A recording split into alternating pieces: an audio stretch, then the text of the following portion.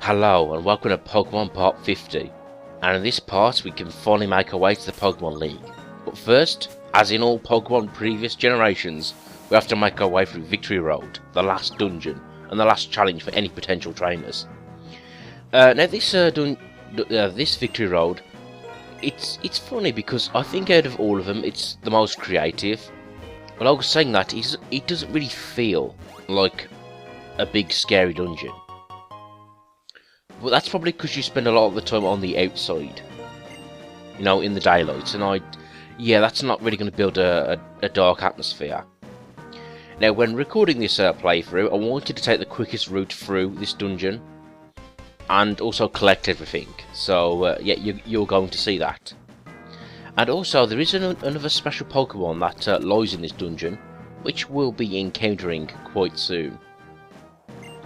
Oh, and hello friendly NPCs, please demonstrate to us the gimmick of this here dungeon.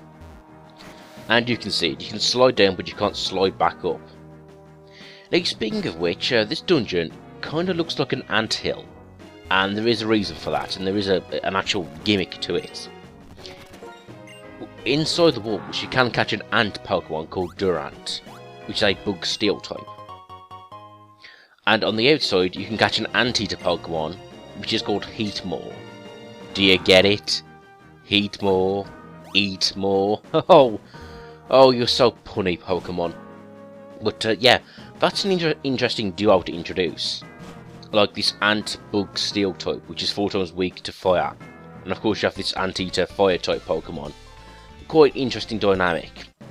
It kind of reminds me of Generation 3, when they had I can't remember their names, but you had Seviper, a snake Pokemon, and Zangoose, the mongoose Pokemon. Which I guess they were trapped in an endless battle against each other. And there's TM Taunt. Forces your opponent to do attacks or something. But yep, this is quite a complex dungeon, and yeah, fortunately it is well designed, as you can see. It's sort of designed where, as you progress, you can easily make your way back to the beginning. So I guess if you needed to pop to the Pokemon Center, that's perfectly possible. But now I show off this battle with this veteran here, because I think she uses some unique Pokemon, or some Pokemon we haven't seen before. Oh, and here's the evolved form of the Elogium Pokemon. Now this one kind of looks less like an alien. I do like the fact that he has like 3 colours, like black, green, red and yellow, you can see there. Sort of like the 3 primary colours of light. Even though the 3 primary colours of light are red, green and blue. But nevertheless, it's got an interesting sort of theme to it. And Behem, not sure what that name means, but it does look pretty decent. Although that Pokemon looks more like a bell rather than an alien, unlike its previous form. Oh, and here's the aforementioned Heatmore. Yep, and he's an anteater Pokemon. Yeah, again, like I said, in this generation they introduced quite a few fire types, so you do have a wide variety of options. Well, I was saying that, I think it's a bit of a dick move to put a Pokemon at Victory Road. Because at this point, you've probably already formulated your final team. So really, having new Pokemon introduced this late in the game probably doesn't do you much good. And that's a shame, because I think one of the joys of Pokemon is going through the story and building your team from scratch.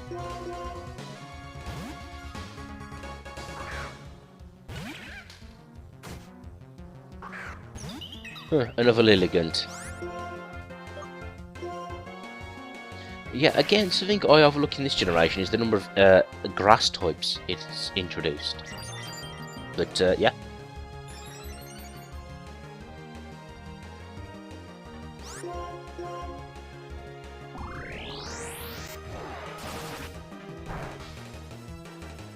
You know, for an attack that wasn't very effective, that did a lot of damage. Yeah, that's another thing too. During Victory Road, the Pokemon trainers really go up a level in skill. So yeah, I guess it is called the final test for trainers for a reason. Now, like I was saying, I think other Victory Roads seem more sinister, and I think that's because they take place nearly entirely underground. Well, this one has, again, like I said before, popping out in the daylight. But it's definitely one of the more interestingly designed of the Victory Roads, of course.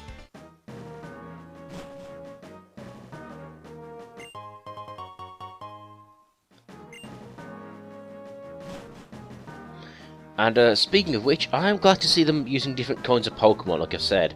Like the Ant Pokemon, and an Ant-Eater Pokemon. And speaking of which, you would think, what can I say?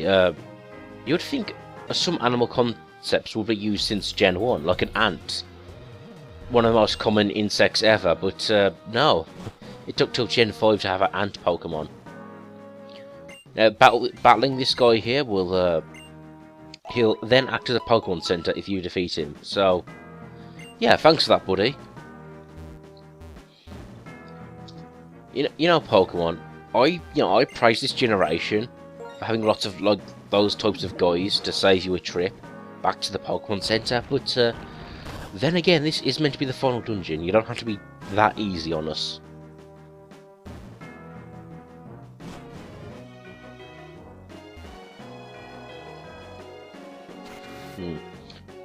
Now, the awkward thing with this sort of route I'm taking is that I wanted to get all the items, because some of these are very unique TMs. So I had to really sort of go upwards, then go back a bit, then go up and go back a bit. It took a bit of planning, but there you go.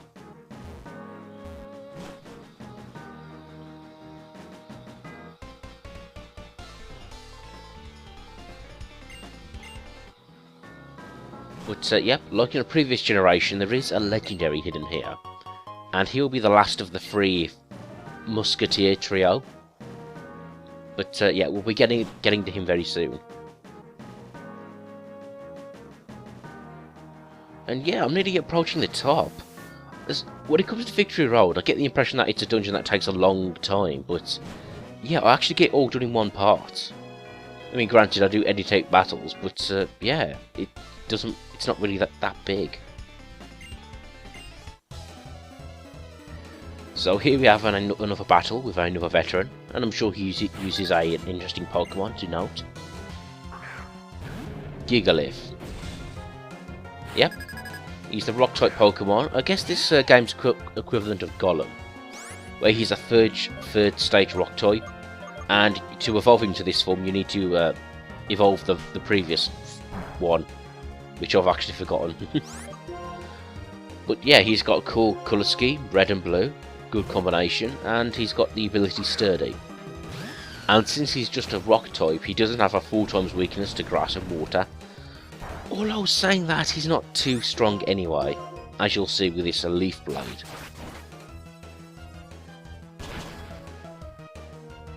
But hey, I'll give him some credit. He does have some really good defense. And he also has the ability Sturdy, so you can't really one-shot him anyway. Level 45, good. Now the Elite Four, their Pokemon are around level 50. So yeah, I'm nearly there. And of course this place is, it's a good place to do some last minute grinding. Oh, is Electros. An Electric-type with the Hover ability. Now, I wanted to show him off because, well, we've seen the 2 previous forms, and yeah, this is the final line of his chain. And granted, because he has the ability Levitate, he doesn't really have any weaknesses. So that's something you need to watch out for. And I'm not really sure how I feel about these, Pokemon that have no weaknesses. I would say, I guess it's okay, as long as they're balanced out in different ways. Fortunately, being a pot ground type, Brooker will handle this guy. But, you know, I'm really starting to like electric types. For a starter, that they only have one weakness: electric beats water and flying. And they just tend to have really bright, colourful designs. see, you see me stopping there, that's me checking my map.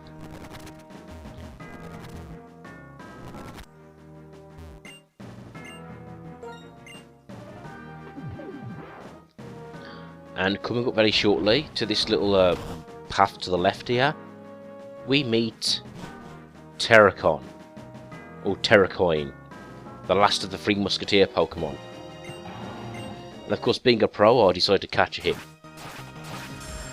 Now this Pokemon, again, is based off the Three Musketeers, although unlike the other two, which kind of look like elegant Pokemon like a deer or an antelope, this one looks more like a bull, which is funny. He's a rock fighting type, which does make him a very unique combination.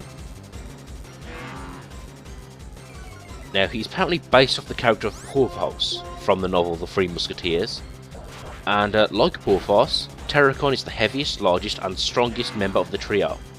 It also has traits of a big horned sheep and oxen. Like the other members of its trio, its nose resembles that of a sheep, goat or other hooved animal. And yeah, and its name origin, Terracoin, it is derived from terra, which is Latin for earth, which I kinda already know. Yep, give me some credit. Or possibly terracotta, a clay-based material, as well as its respective colour. Or possibly champion.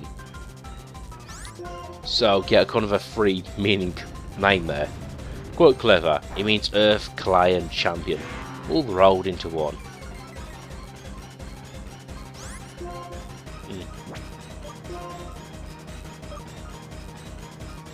But yeah, I kind of like Terracon. He's got a big, hefty build to him. Now again, I'm using the same tactic of lowering his attack with Growl, and so essentially just stalling him. Sorry Mitchell. Yeah, that's another issue too. He's a rock type, so that was pretty silly of me. Oh, but apparently I don't learn my lesson because I sent out Jack Black, who's also weak to rock types.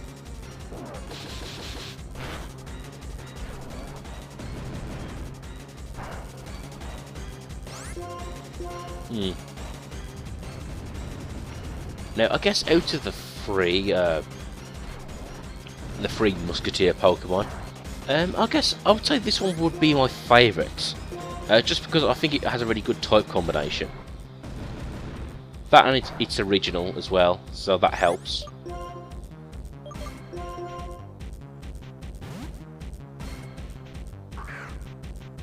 Looks very bulky as well. Now, hopefully Combat should be able to stall against this guy as I throw balls at him. And you might have noticed, yes, I still have my Master Ball. I'm saving that for the Roaming Legendary. But yeah, now out of the three, I don't think this guy puts up too much of a struggle compared to his two brethren. But nevertheless, it does take quite a few hits off him. And yeah, I really wish I had a Pokemon that could induce a status effect. But other than that, it's just a game of lowering his health and being persistent.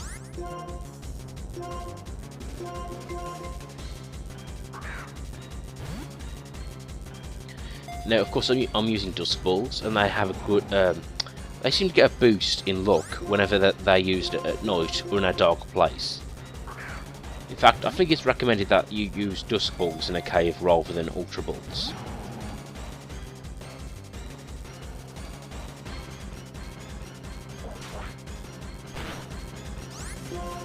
Fortunately, Combat is resistant to rock and...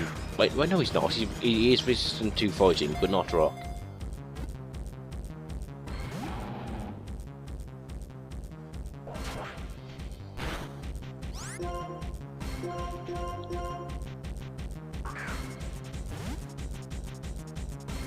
Oh, come on, you get in the Pokeball. Anyway, I think we're very close to him now. And there we go, see, that wasn't too bad. the cavern Pokemon. That doesn't sound too impressive. I mean, we've had we've had legendaries which were like King of the Sea and King of the Ground. This one's just a cavern guy. But oh well. But at least he's a good guy. According to the Pokédex entry, this Pokemon came to the defense of Pokemon that had lost their homes in a war among humans. Now, of course, to complete off the naming theme, I've named this guy after Dora O'Brien, which is part of the Mock the Week comedy trio. Or at least, well, it's more than a trio, really. They have multiple guests. But needless to say, you know, Dora, the big stouty Irishman, I felt he looked the most like Terracoin. So, yeah, that's why. That's how Terracoin got his name. Now, I think at a later point in this game we do return here to meet Sharon. I think in an earlier part I said we come back to Twist Mountain to battle Sharon, but I think it's this place. But yeah, essentially I'm done. But I just want to collect a few items here. A nugget. And now I have to go all the way back up.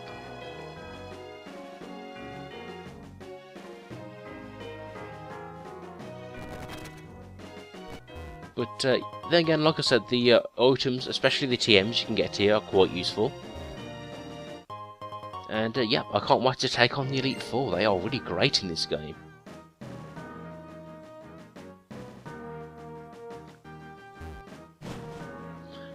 Now, something I do slightly regret about this is the fact that I used Dragon Claw. That's a good move.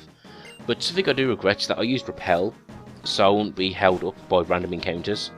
But the trouble is, we didn't get to see the wild Pokemon here. Now, the Pokemon that do appear here, I think we do face them later on in battles. But yeah, that's kind of something I do regret. But oh well, me and my obsession with being efficient. Now, it does actually have a really good, interesting use of 2D. This sort of Anthill Victory Road. But I guess we're still technically moving in 2D. It's just that the 2D is curved. But nevertheless, it is a good use of 3D, and it's definitely something we'll see a lot more of in a Pokemon XY. Come on, yep, the last item here. I can now be on my way. Wild Charge, a powerful move.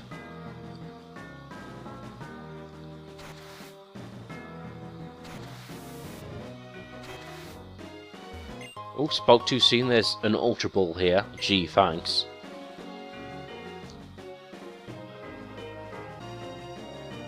Now, on the bright side, on my way back, we get to see a very clear path.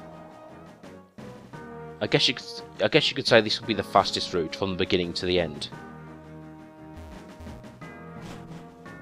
And I do like how the stones that you push into the holes really help with the backtracking. Whoops, that was the mistake on my part. Which is such a shame, because I was doing quite well with this whole efficient path here.